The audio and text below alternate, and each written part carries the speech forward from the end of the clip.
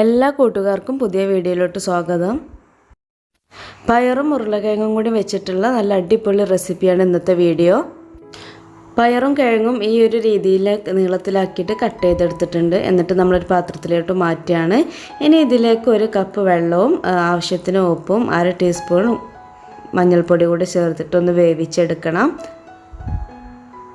അടച്ചു വെച്ചിട്ടാണ് വേവിക്കുന്നത്. ആവശ്യമാണെങ്കിൽ നമുക്ക് പിന്നീട് ഇത്തിരി കൂടെ വെള്ളം ഒഴിച്ചു കൊടുക്കാവുന്നതാണ്. ഇതിപ്പോൾ ഈ വെള്ളം കറക്റ്റായിട്ട് തന്നെ കിട്ടിയിട്ടുണ്ട്.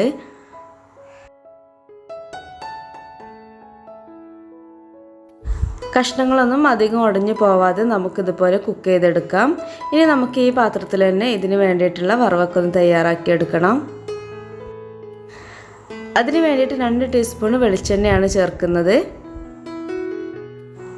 ഈ വെളിച്ചെണ്ണ ചൂടാകുമ്പോൾ ഇതിലേക്ക് 1/4 കപ്പ് തേങ്ങാക്കൊത്താണ് ചേർക്കുന്നത്. തേങ്ങാക്കൊത്തൊരു ഇളം ബ്രൗൺ നിറാവുന്നത് വരെ നമ്മളൊന്ന് വഴറ്റിയെടുക്കണം.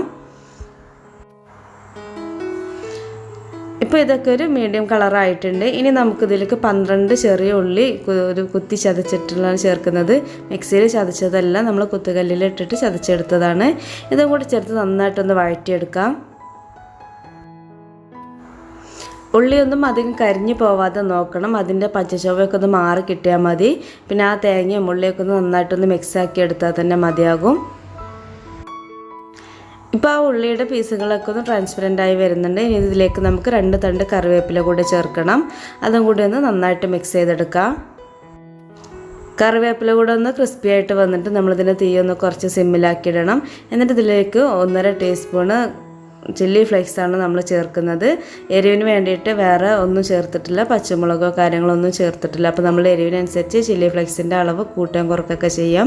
ഇതിപ്പോൾ ഒരു പാകത്ത് എരിവായി കിട്ടിയിട്ടുണ്ട്. ഒരുപാട് എരിവുള്ള ഒരു ചില്ലി ഫ്ലേക്സ് ഒന്നും ആയിരുന്നില്ല. ഇതും കൂടെ ഒന്ന് വഴറ്റി കഴിഞ്ഞിട്ട് നമ്മൾ ആദ്യം കുക്ക് ചെയ്തെടുത്തിട്ടുള്ള ആ ഒരു പൊട്ടാറ്റോ പയർ അത് രണ്ടും കൂടെ ഇതിലേക്കൊന്ന് മിക്സ് ചെയ്തെടുക്കണം. എന്നിട്ട് നന്നായിട്ട് എല്ലാ ഭാഗത്തേക്കും ഈ ഒരു മസാല പിടിക്കുന്ന രൂപത്തിലാക്കി എടുക്കണം. കഷ്ണങ്ങളൊന്നും കൂടുതൽ ഉടഞ്ഞു പോകാതെയാണ് നമ്മൾ ഇതൊക്കെ ഒന്ന് മിക്സാക്കി എടുക്കേണ്ടത്. എല്ലാം ഒന്ന് മിക്സാക്കി കഴിഞ്ഞിട്ട് ഒരു 2 മിനിറ്റ് നമ്മളിതൊന്ന് അടച്ചു വെച്ചിട്ട് സിമ്മിലിട്ടിട്ടൊന്ന് വേവിക്കുക. അതിനുശേഷം നമുക്കിത് സെർവ് ചെയ്യാവുന്നതാണ്. ചോറിൻ്റെ കൂടെ അടിപൊളിയായിട്ട് നമുക്ക് കഴിക്കാൻ പറ്റുന്നൊരു ഡിഷാണ്. നല്ല ടേസ്റ്റിയാണ്. പിന്നെ കൂടുതൽ ഇൻഗ്രീഡിയൻസ് ഒന്നും ആവശ്യമില്ല. അപ്പോൾ എല്ലാവരും ഒന്ന് ട്രൈ ചെയ്തിട്ട് ഫീഡ്ബാക്കൊക്കെ ഒന്ന് അറിയിക്കുക. പിന്നെ വീഡിയോ ഇഷ്ടമായിട്ടുണ്ടെങ്കിൽ ലൈക്ക് ചെയ്യാനും ഷെയർ ചെയ്യാനൊന്നും മറക്കരുത്. ചാനൽ സബ്സ്ക്രൈബ് ചെയ്യാതെ കാണുന്നുണ്ടെങ്കിൽ ചാനലൊന്ന് സബ്സ്ക്രൈബ് ചെയ്യുക. വീണ്ടും നല്ല വീഡിയോ ആയിട്ട് വരാം. താങ്ക്